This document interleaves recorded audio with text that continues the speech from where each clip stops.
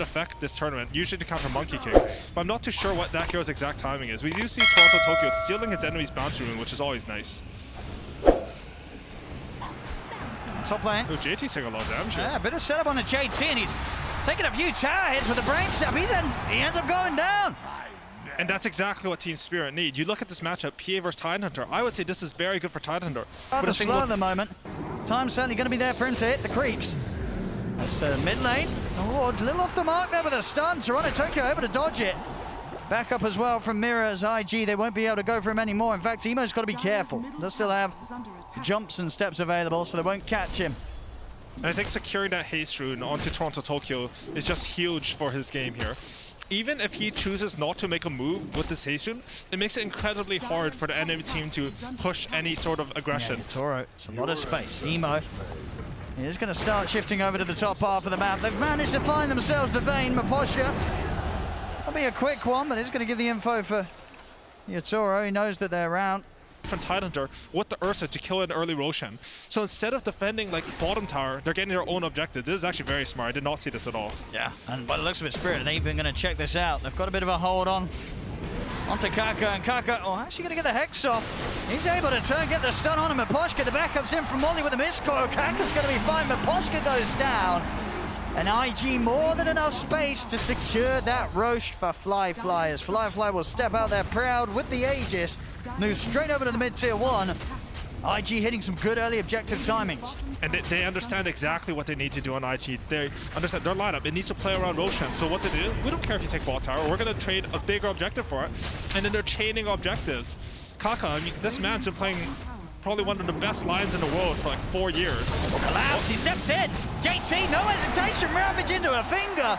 I mean, why not? We're 11 minutes in. It's only been a couple of kills so far, really. Just blow these ults, secure a core kill. I feel like this is a bit better than PA would be expected to do off the draft. Oh, top lane, they're relocating in. Yeah, they've got Did it damage? See with the focus fire. He should do so. JT trying to hide, but they've got him. Shackles down. He's pretty tanky, not tanky enough. They'll take him out just before the relocate takes them back out. Miposhka, of course, has been left behind. And Emo will look to take him down in trade. Also, having Ollie to help him out as Miposhka will try and run, but trapped in the trees. No safety for him to be found. Even that little Satyr Banisher coming out from JT from the grave. He's been micro the creep. It helped him on the last Miposhka kill, and it secured the kill on Dwayne this time. That was a really good play with Kaka responsible for all the catches on the map. Yeah, for sure. And they want to go now that the diffuser blade's done. See Mirror. Oh, it's that TP. A little too long as Mirror. Will be a free catch here for IG. And I feel this is a little bit of the awkward part about having Battle Fear on your carry. I mean, Yatoro, he's blood. They do have that Blink Dagger on Kaka. They want to hunt people. They want to start these fights. So if they can maybe get a jump on Collapse. Collapse is into the trees. He's able to turn with the spear. The Hex is in. Team Spirit, they're TPing over though. Remnant into the finger. They're looking to burst Collapse. Collapse is going to be kept alive momentarily by the Night Member. Finally it falls. They lose Fly in return though. And Spirit, they might be ready to chase him for more. Jump over towards Ollie. The feed grip onto Emo. They lock down the Void Spirit. The heal of the miscall nowhere near enough to save him. As Yatoro turning up, double kill AUI on both the cores, getting the carry and the mid. I mean, I think Yatoro's having a... These teams are both sort of respecting the ball-up nature of each other's lineups, or how IG want to play. Good pick-off. Poshka did try and dodge that last bit of damage here. We'll see the DD rune, and they're going to go for it. Toronto Tokyo's already been able to pick it up in the ball of Collapse. He's got the arena down. Emo will look to jump out to the side, but Kaka's left stuck in. Honestly, IG, they're looking a little shaky here. They really wanted to get their Blink Dagger timing. When you get your timing, you want to go fight your opponent. When BKB completing out on his way for Toronto Tokyo. The BKB for Yatoro, only a couple of hundred got away. Bottom, Miposhka's got the setup. Catches out Emo. I mean, it is looking pretty scary. It's only 1k in it. But it's for the state of the game, it feels so much more worse than the numbers are showing, AUI. It does. I mean, IG, they're not auto this by any means. I would say this game is still pretty even, honestly. They have a lot of team on their side, but Poshka, he's just doing such a fantastic job. He's playing Bane the way that you want to play Bane. He's going up to the side, he set up the pick off onto Tidehunter top. Now he catches Emo on the bottom lane.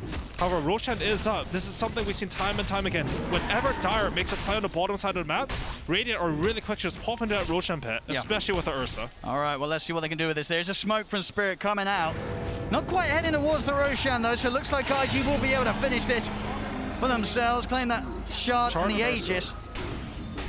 Let's see what they can get done this time round. Last Aegis, not able to really do or take that much away from Spirit. And you can see Spirit, in fact, continue with the smoke. Even though Roshan is taken, they still feel strong. Yep. They've got these BKBs. Exactly, they have their timing here, they want to force a fight. They're going to get the opening, Kaka jumps in with a stun, Toronto Toker's going to just go straight towards JT, in with the BKBs, they're onto the time, Ollie gets taken out, JT to fall as well. Then we have buyback from Ollie, Flyfly's going to be the new focus here, Collapse spears it back, Collapse still has the arena to play with if he needs to, Flyfly taken down the ones, Kaka missing the stun, arena's out, they've caught them all, Collapse locks them in, the heals from Mira, keeping Collapse alive, the triple kill for Yatoro, ultra kill for Yatoro, Emo, the last man left standing here for IG as he hides in the trees. Toronto Tokyo looking to see if he can get the catch. We'll just eliminate down up the tree line. In fact, over the power shot, we'll see him. Over the Remnant, TP out, Emo. Whoa, he's not going to make it away. They get him as well. Spirit, they take down everyone plus more. It was a dieback from Ollie. We want to catch the carry here. Spirit. I mean, IG. They want to start something, they smoke up as well themselves. Collapse. Quickly get rid of the helm of the Dom creep. Emo does have this invis to give them that early vision whilst the smoke gets dispelled on the front. They're going to get the Hex on the Yatoro, jump in the finger, they're looking to burst the PA now. They're doing JT. In with the Ravage, catches them all. This is the fight that IG were looking for. As Maposhka goes down. Flyfly and Emo pushing back Mira. Collapse will go for the BKB TP out, but Mira and Toronto Tokyo will continue to be chased. Remnant not quite going to have the reach to grab Mira.